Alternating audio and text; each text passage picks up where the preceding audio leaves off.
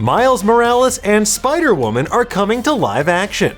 Welcome back to Nerdist News. I'm Dan Casey, and today we're talking about the Spider-Verse, but not Spider-Man Across the Spider-Verse, which is excellent and in theaters right now. Rather, we're talking about the live-action lunacy of Sony's Spider-Man universe and how it's going to get even bigger and even more BS. I can't control it! During the Spider-Man Across the Spider-Verse premiere on Tuesday, producer Amy Pascal confirmed a number of new projects starring a variety of friendly neighborhood Spider people. And speaking with Variety, she confirmed that Spider-Verse fan favorites could make the leap to live action. Specifically, she revealed that a Miles Morales live action project is in the works, as well as a Spider-Woman movie. Miles Morales and Gwen Stacy are the true emotional cores of Across the Spider-Verse, so it makes a lot of sense why Sony would want to bring these characters into live action as well. According to producer Avi Arad, a Spider-Woman movie in particular could happen, quote, sooner than you expect. Now, the question of who will play these characters in live action is slightly more complicated. Based on Variety's report, it sounds like Hailee Steinfeld's in contention to play Spider-Verse's Gwen Stacy in live action as well. Speaking with Variety, Hailee Steinfeld said, "This is like my dream job. Sign me up over and over again. I got to be comfortable, and that's a dream to be in a space that feels so comfortable, but also creative and free and just exciting to be a part of." It's also worth noting that Steinfeld already plays Kate Bishop over in the Marvel Cinematic Universe. She debuted in the Hawkeye series and seems poised to play a larger role in that universe moving forward. There is a bigger question mark, though, around Shameik Moore, who was not mentioned in the Variety piece as being considered for live-action Miles in addition to animated Miles. In an interview with Empire, Moore was outspoken about his belief that he would make a terrific live-action Miles Morales.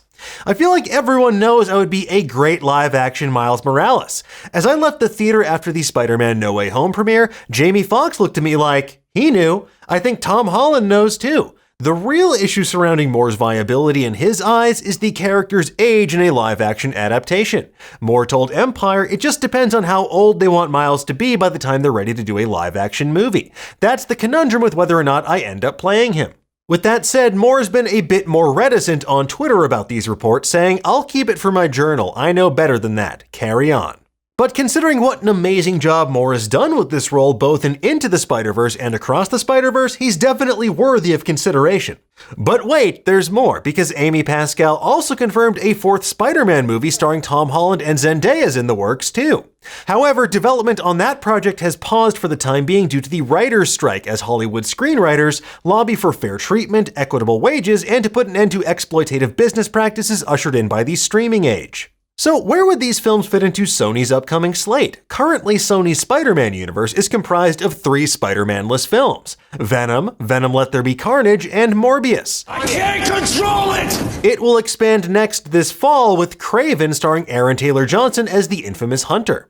Then in January 2024, Bad Bunny will star in El Muerto about the anti-hero luchador who battled Spider-Man in 2006's Friendly Neighborhood Spider-Man number 6.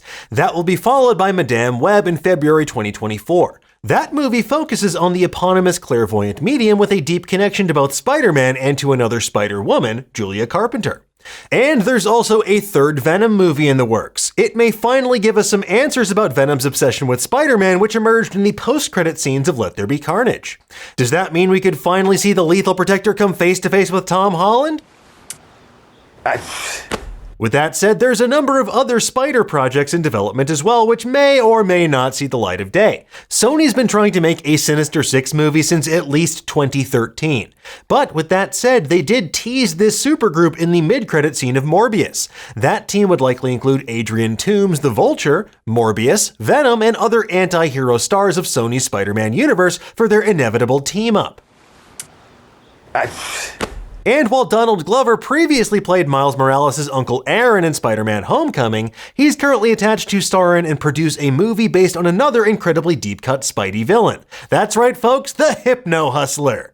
First appearing in 1978's Peter Parker the Spectacular Spider-Man number 24, the Hypno Hustler used mind-controlling musical instruments to rob his dazed audience members. There's also Silk Spider Society, a television series centered on Cindy Moon. She is the spider-powered heroine who was bitten by the same radioactive spider that gave Peter Parker his powers. The series is currently in development at MGM Plus and Amazon Prime Video, with The Walking Dead's Angela Kang serving as showrunner.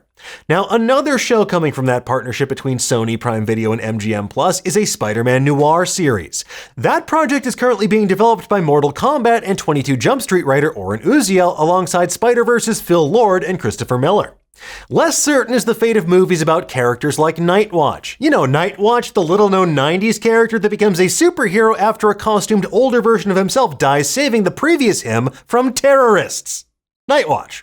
Oh, and there's also Jackpot, a superheroic identity shared by two different women. It's a story involving illegal drugs and a complicated web of identity fraud and murders most foul. Fun for the whole family.